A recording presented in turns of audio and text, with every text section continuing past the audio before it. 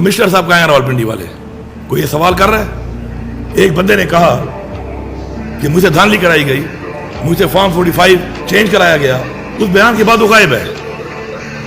और एक अजीब मजाक शुरू है इस कौम के साथ, ये कहा जा रहा है कि जी वो दिमागी मरीज है। 2 महीने पहले आपका चीफ मिनिस्टर वहां का, आपके बड़े बड़े लोग उसके बेटे या बेटी की शादी में पहुंचे हुए हैं। दिमागी मरीज के बेटे और बेटी की शादियों पे आप घूमते हैं? या एक दिमागी मरीज को आपने पिंडी जैसे इतने इंपॉर्टेंट जगह पे कमिश्नर बना के रखा हुआ है? ये आपकी परफॉर्मेंस थी? ये आपकी टेरिम गवर्नमेंट थी जो आपने बनाई थी? पीटीआई का तो वर्कर फेसबुक पे पोस्ट करता था, आप उसे पकड़ लेते थे, इतनी तेजी आप दिखा रहे थे। जितना जोर पीटीआई के खिलाफ लगाया गया है, खुदा की कसम अगर इसे 5% जोर भी इस कौम के लिए लगा लिया जाए तो नहीं इस कौम में दहशतगर्द बचेगा कोई हमारे मुल्क में, न मंशियात फिरोज बचेगा, न जेब कुतरा बचेगा। लेकिन उनके लिए कुछ नहीं हो रहा। पीटीआई छोड़ दो, आओ फरिश्ते बन जाओ।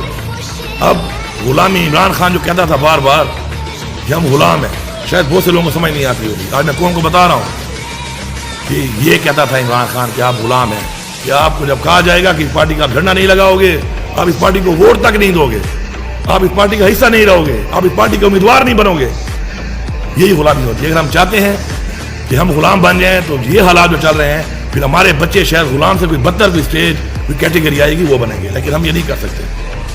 इंशाल्लाह हम स्टैंड लेंगे। हमारे आबा अजदाद ने इस मुल्क को हासिल करने के लिए जानी और माली कुर्बानियां दी हैं और हम उसके लिए तैयार हैं। हम इस्लाम को ठीक करने के लिए बैठे हैं यहाँ पर। इसके अलावा एक और करारदाद जो हमने मंजूर की वो है 8 फरवरी।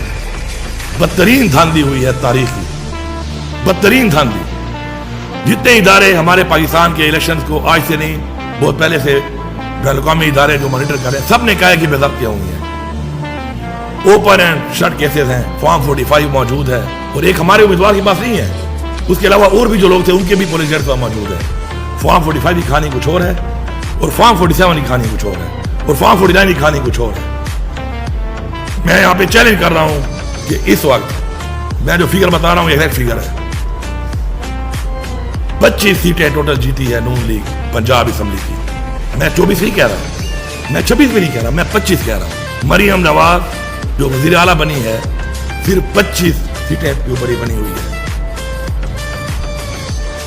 पीपल्स पार्टी ने टोटल पूरे मुल्क में 13 MNA जीते हैं। उनमें मेरा इडी खान का भी जीता हुआ है, मैं मानता हूं, मैं सच बोलता हूं, वो जीता है, वो फॉर्म 45 वाला है। लेकिन 13 हैं टोटल इनके पूरे पाकिस्तान में। नून लीग के टोटल 17 MNA हैं फॉर्म 45 वाले। जब मैं 17 मानता हूं तो मैं झूठ नहीं बोलता, मैं वो भी मान लूं। जब मैं 16 कह रहा हूं ना मैं 18 कह रहा हूं, 17। ये हुकूमत है, ये हालत है मैंडेट की। अवाम ने वोट इमरान खान को दिया और इतने वोटों वाले अगर किसी को इस बात पे शक है तो बुलाएं आरोज को। हमारे फॉर्म 45 केसेस लगे हुए हैं ट्रिब्यूनल में, बिठाएं सामने, चेक करें, हल्फ रखें, इन आरोज को भी बिठाएं, फॉर्म 45 को टैली करें। अगर ये गलत साबित हो जाए मैं सजा भुगतने को तैयार हूं। और जो फिगर बता रहा हूं एग्जैक्ट फिगर बता रहा हूं, एक भी इधर उधर नहीं होगा। इसके ऊपर जल्द से जल्द फैसला आना चाहिए। ये ज्यादती, ये डाका जो लगा है, इसके ऊपर फैसला आना चाहिए, जल्द आना चाहिए। ये नहीं कि ट्रिब्यूनल में चला गया और 5 साल हुकूमत गुजर जाएगी और उसके बाद फिर अगले इलेक्शन में फिर यही बातें होंगी कि फिर किसी और का मैंडेट चोरी होगा। और ये जब हमने EVM के थ्रू इलेक्शन की करारदाद पास की थी कौमी असेंबली में, आप सब गवाह हैं इस बात के, ये सारी पार्टियां मुखालिफ थी।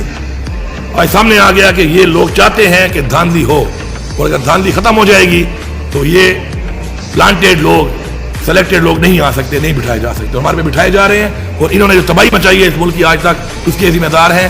आज इमरान खान को हटाया गया। आप उस वक्त का डॉलर का रेट देख लें, पेट्रोल का रेट देखें, खाने पीने के शाह का रेट देखें, घी का रेट देखें, चीनी का रेट देखें, बिजली का यूनिट का रेट देखें, कहां पहुंच गया। क्योंकि नालायक लोग थे, इलेक्टेड नहीं थे, साजिश के तहत आए थे, ये उनकी परफॉर्मेंस है। फिर उन्हीं लोगों को हमारे ऊपर मुसल्लत कर दिया गया बगैर मैंडेट के। तो ये चीज बर्दाश्त नहीं की जाएगी। इसके ऊपर हमारी ये करारदाद पास हुई है। इंशाल्लाह बहुत जल्द हम असेंबली का जब इजलास बुलाएंगे तो वहां पे भी पास करेंगे। इससे पहले भी मैं कह चुका हूं, मैं दोबारा रिपीट कर रहा हूं कि ये जो जैली पर्चे और जैली केसेस हमारे लीडर पे किए गए, हमारे वर्कर्स पे किए गए, हमारी खवातीन जेलों में हैं, इनको रिहा किया जाए, ये मजाक बंद किया जाए और फोकस किया जाए पाकिस्तान की अवाम के मसाइल पे, बुनियादी हकूक पे, महंगाई पे, पाकिस्तान की तरक्की पे, करप्शन पे, इस मुल्क पे हुई है, किसने की है और अब कौन कर रहा है। और अगर ऐसा नहीं होगा तो अपने हक के लिए हम आवाज भी उठाएंगे और इंशाल्लाह हम हर हद तक जाएंगे। शुक्रिया।